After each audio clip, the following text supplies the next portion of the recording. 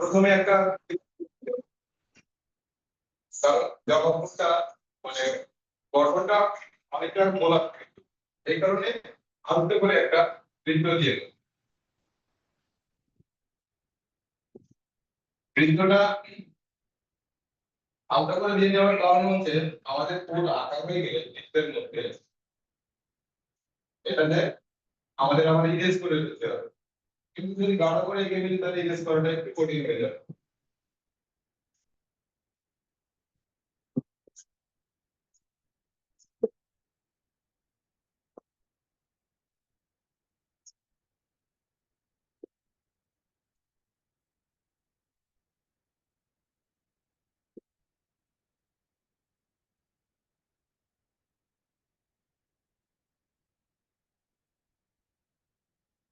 এবার এবার এটার একটা কেন্দ্র নির্ণয় করে নিই আমরা, যদি এটা কেন্দ্র ধরি তাহলে আমাদের জবাবগুলো থাকে পাঁচটা আঁকা, তাই তো? তো সবার কাছে যে পাপড়িটা সেটা সামনে থাকলো, এরপর এটার পেছনে যখন যাবে এটা আরেকটু ছোট হবে, তার পেছনে যখন আরেকটা যাবে তখন আরো ছোট হবে। এই যে পাপড়ি ছোট হওয়ার কারণ কি, পাপড়ি সবগুলো একই রকম হয়, কিন্তু দেখার ক্ষেত্রে এই যে আমি বলেছি ড্রয়িং এর পার্সপেক্টিভ রয়েছে। তো পার্সপেক্টিভের কারণ হচ্ছে কাছে দূরে অবশ্যই একটা তারতম্য বা বৈষম্য তৈরি হয়, এই কারণে কাছেরটা বড় এবং দূরেরটা একটু হলেও ছোট হয়ে যাবে। তো প্রথমে আমাদেরকে এটা পাঁচ ভাগে ভাগ করে নিতে হবে। তো সবার কাছে যেটা সেটা সব থেকে বড়, এরকম। এটাও ইউ আকৃতি, উল্টা ইউ আকৃতি। এরপর এর থেকে অবশ্যই একটু ছোট হবে, তাহলে এটার প্রস্থ যদি এমন হয় তাহলে এর থেকে একটু কম হয়, অন্তত একটু ছোট করে এভাবে একটা আকৃতি। তাহলে এটা থেকে এটা অবশ্যই একটু ছোট দেখা যাচ্ছে। এরপর বাম পাশে ঠিক একই ভাবে আরো একটা পাপড়ির অংশ হয়ে গেল। তাহলে আমাদের বৃত্তটা কিন্তু অলরেডি তিন ভাগে ভাগ হয়ে গেছে। এবার মাঝখান বরাবর একটা শিখা ওঠে, ফুলের মধ্যে থেকে একটা শিখা ওঠে। তো সেই শিখাটা আসলে দেখেন আমাদের অলরেডি পাঁচটা পাপড়ি আমরা পেয়ে যাচ্ছি বৃত্তের মধ্যে, বা পাঁচটা অংশ পেয়ে যাচ্ছি, তাই না? এখানে এক দুই তিন চার পাঁচ। তো প্রথমে পাঁচ ভাগ করা হয়ে গেল, এখন অনেকটা পাপড়ির মধ্যে দেখাচ্ছে, এটা একটু ডিটেইলস বের করতে হবে আমাদের। তো প্রথমে দেখুন এখান থেকে নিচের অংশে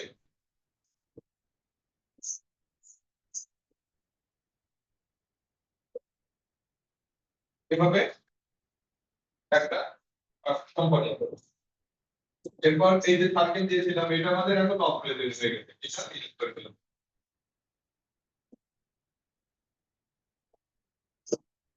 এরপর এটা এখান থেকে নাই, একেবারে এই কেন্দ্র থেকে নাই, একটু দূর থেকে একটু ডান পাশ থেকে এখান থেকে পাশাপাশি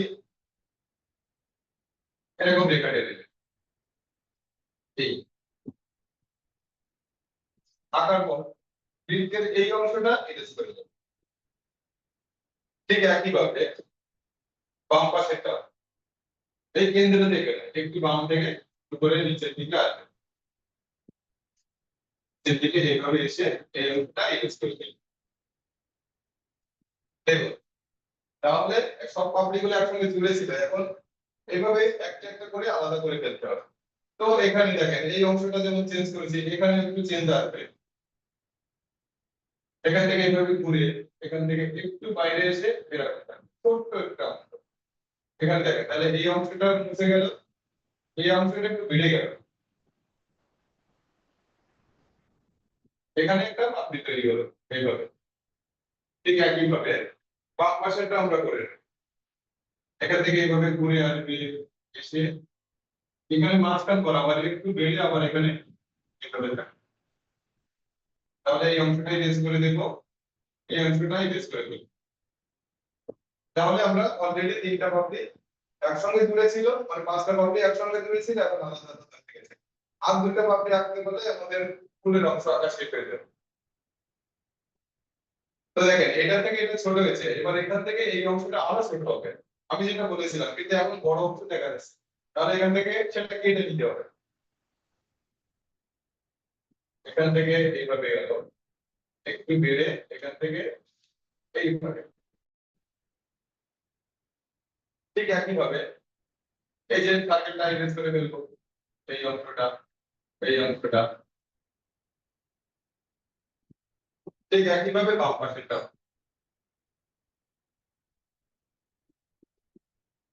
এইভাবে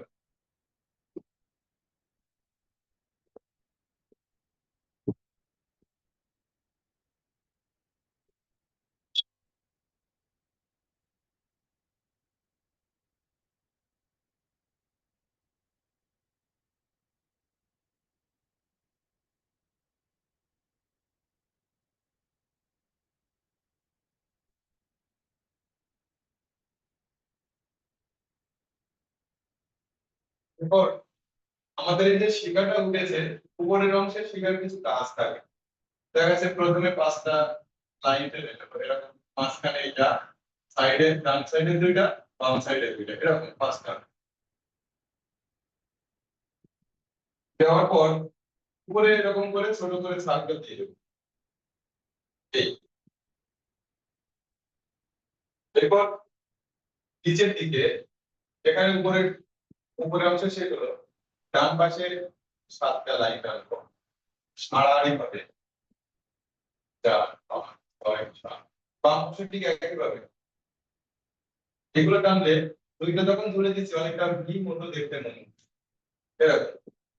এরপর ঠিক একইভাবে এরকম সার্কেল দিয়ে দিচ্ছি। তাহলে আমাদের শেখাটা আঁকা হয়ে গেল। এরপর আমাদের রাখতে হবে নিচের অংশ, ফুলের নিচের অংশ বা ফুলের গোটা অংশ।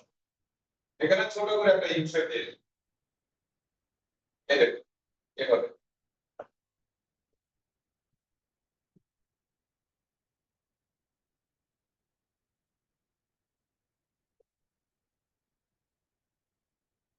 এরপর এই ইউ এর মধ্যে একটা ডাব্লিউ এর মধ্যে একটা শেপ দিয়ে দিই, দেখুন সহজেই আমাদের ফুলের গোটা অংশটা আঁকা হয়ে যাবে। এরপর যা আঁকবো বা আঁকবো তবে থাকবে,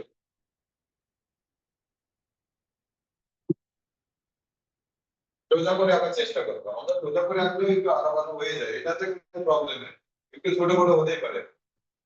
দেখেন এখানে 5টা পাপড়ি 3 রকম হওয়ার কারণ কি? এই যে সব থেকে এটা কাছে দেখছি বলে এটা বড়, তার পাশে একটু পেছনে বলে এটা একটু ছোট, এটা আরো পেছনে বলে এটা আরো ছোট, ঠিক একই ভাবে এখানে হয়েছে। এটা ছোট দেখার কারণ হচ্ছে পার্সপেক্টিভ, যে পরিপ্রেক্ষিত যেটা। তো পাতা আঁকতে গেলে প্রথমে মাঝখানে যে শিরাটা থাকে শিরাটা এঁকে নেবে।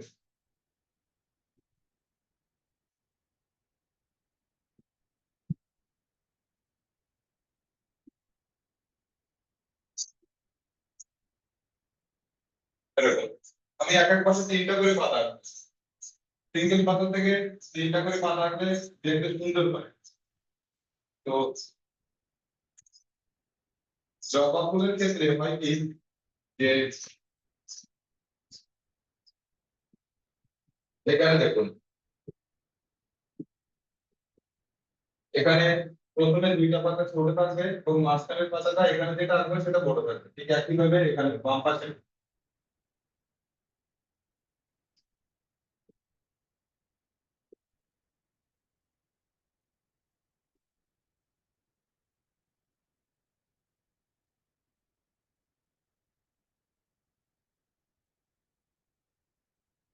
এরকম করে আঁকার পর পাতার আউটলাইন দিতে হবে।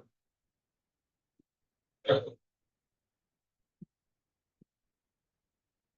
আগে বড় পাতা থেকে এঁকে নিই।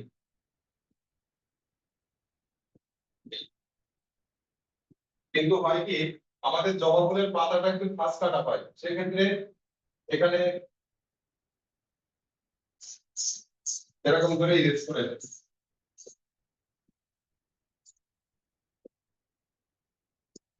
এরপর কি করতে হবে, এখান থেকে একটু বাইরে যাবে ভিতরে আসবে, একটু বাইরে যাবে ভিতরে আসবে, একটু বাইরে যাবে ভিতরে আসবে, এইভাবে শেষ হবে।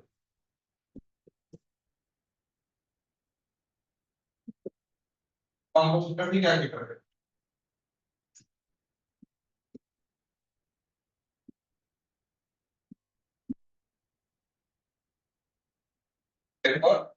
শিরা বসে রাখবে।